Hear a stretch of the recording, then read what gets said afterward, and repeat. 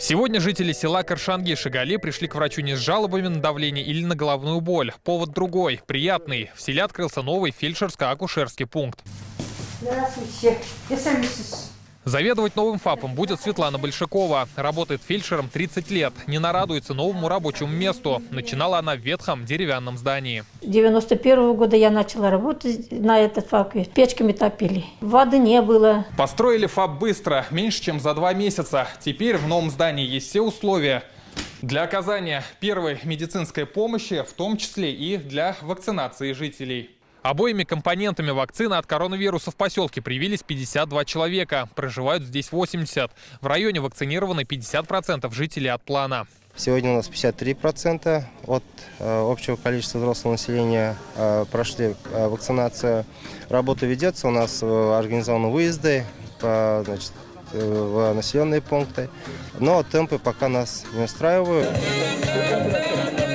Красиво и уютно стало сегодня и в селе Старые Ишли. В центре появился новый парк. Больше гектара благоустроенной территории. Новые дорожки, скамейки, детская площадка и зеленые насаждения. Мы рады, что у нас такой парк открылся в нашей деревне. И мы все сделаем, чтобы содержать этот парк в чистоте и порядке. В переменах можно ходить, отдыхать здесь. Можно любоваться. Будем посадить цветы. Летопись побед местных футбольных команд началась в поселке Бурундуки. Это уже праздник в честь открытия спортплощадки.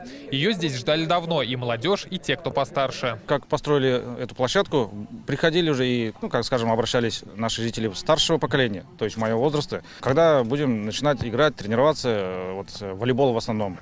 А молодежь у нас играет в основном в футбол. Нормально все будет, надеюсь, с футболом, то, что будет больше количество игр проведено из-за хорошего поля. До этого не позволяли условия. Строительство объектов в районе стало возможным благодаря федеральной программе «Комплексное развитие сельских территорий». Нужно создавать условия для того, чтобы на сельской местности были спортивные площадки, чтобы были парковые зоны, чтобы новые ФАПы появились, ремонтировались дома культуры, школы. И как раз эта программа, она на это нацелена. Как отметили, программа в республике продлена и на следующий год. А это значит, новые футбольные поля и парки появятся и в других населенных пунктах. Рамиль Галиуллин, Игорь Романов, ТНВ, Дрожжановский район. Закажи рекламу на ТНВ. Телефон в Казани 5 705 100.